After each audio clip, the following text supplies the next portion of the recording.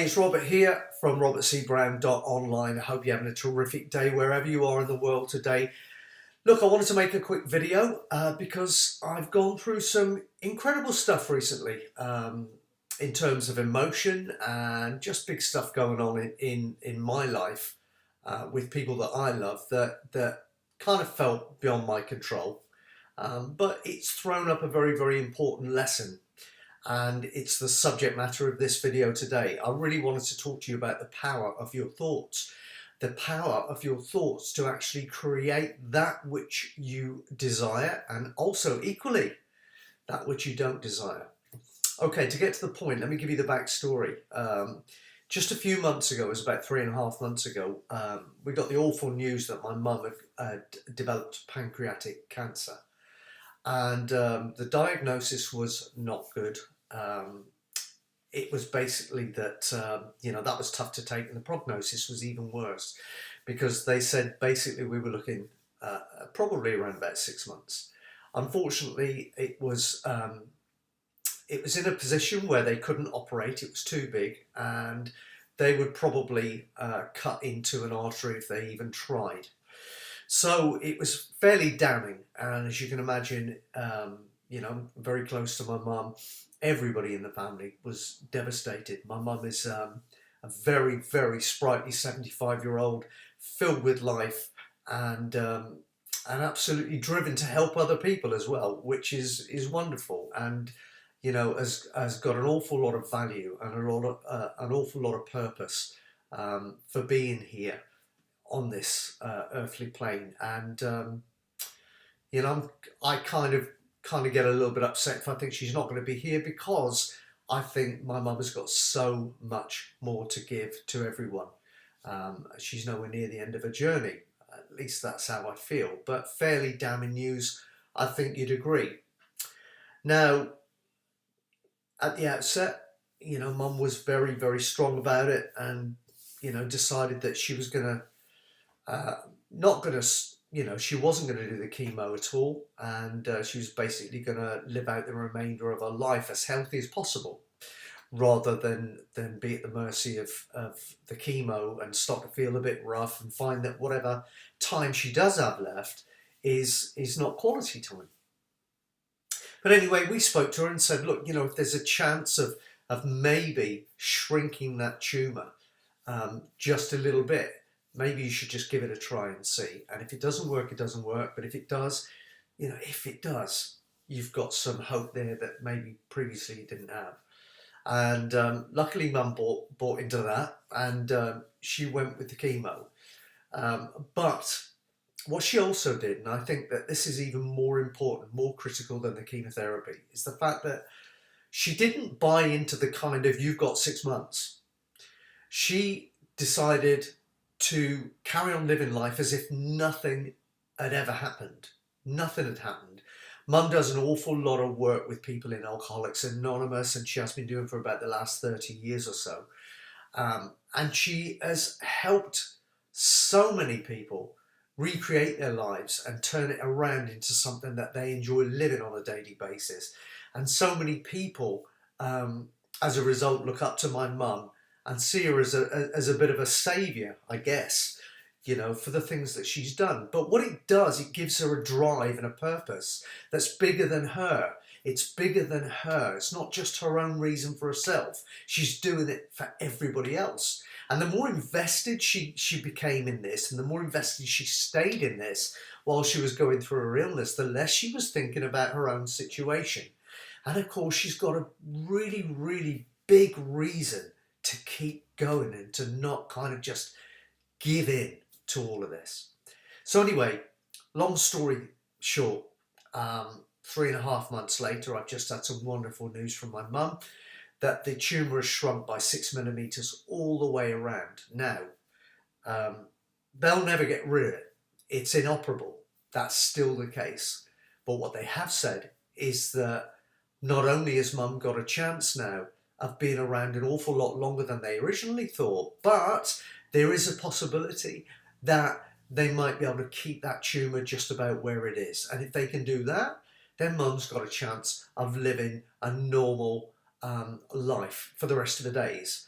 as long as we can keep this under control.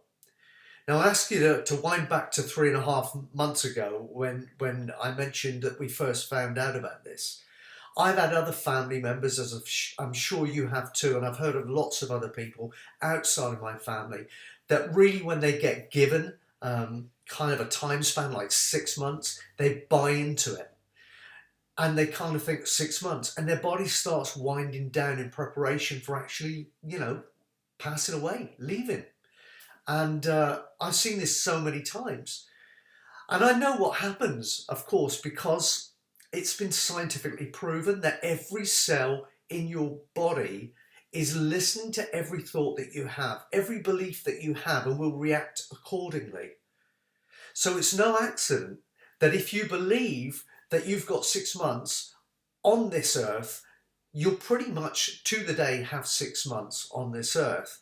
But if you disregard that and you have a strong belief in yourself that you're not going to listen to that and you're going to stick around because you've got a purpose that's big, that needs to be achieved, something you have to stick around to deliver on, then every cell in your body is listening to that message. Around about every 2 years, in fact, we regenerate our entire bodies. So if you've grown a tumour in your body, it's perfectly reasonable to accept, or expect I should say, that you could dissolve that and rebuild your body without that tumour. The only reason why you would regrow that tumour is if you believe the tumour should be there, if you expect it to be there. But if you expect it not to be there, then you can dissolve that tumour. And although my mum's had a little bit of chemotherapy, it has been a small amount of chemotherapy. I really fully put it down to the power of her thoughts and the power of her belief in the fact that she would get better, and that it's not even just thinking that you're going to get better, because remember, if you're thinking about getting better, then you're doing that from a perception of actually not being well right now. What Mum has done is she's thinking about herself, visualising herself every single day as already healthy. And it worked. So my message to you is, you can do this too. And it may not be a health situation. It could be in any area of your life. It could be to do with your business results. It could be that you struggle when you're talking to other people. You lack self-confidence, self-esteem, whatever it is. On some level, if you're going through that pain, you're making a choice to put up with it. And I'm here to tell you can make a different choice. Believe in yourself. Believe in the power that you have to change your world on any level that you desire. And you can do that starting right now at the end of this short video. I'm about to wrap this up, but I'm going to ask you one quick question before I do.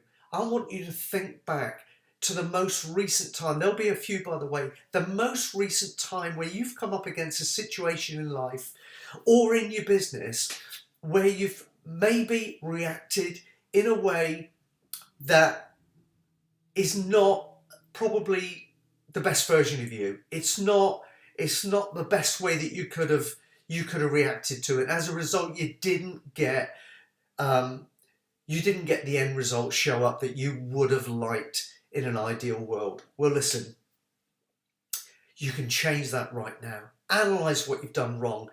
Dig a little deeper. Why did you make that decision? On what level did you doubt yourself? Why did you doubt yourself? Put it right.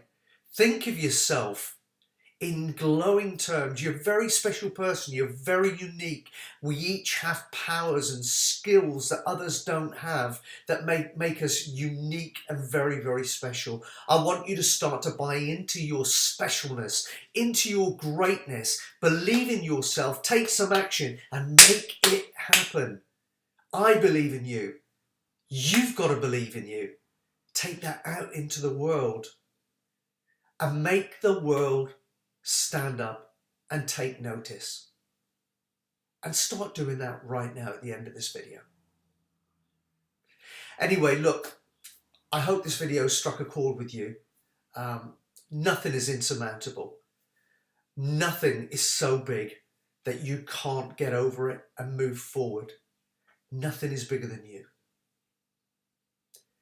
Have a great day wherever you are. And I hope to speak to you very, very soon. Take care. Bye-bye.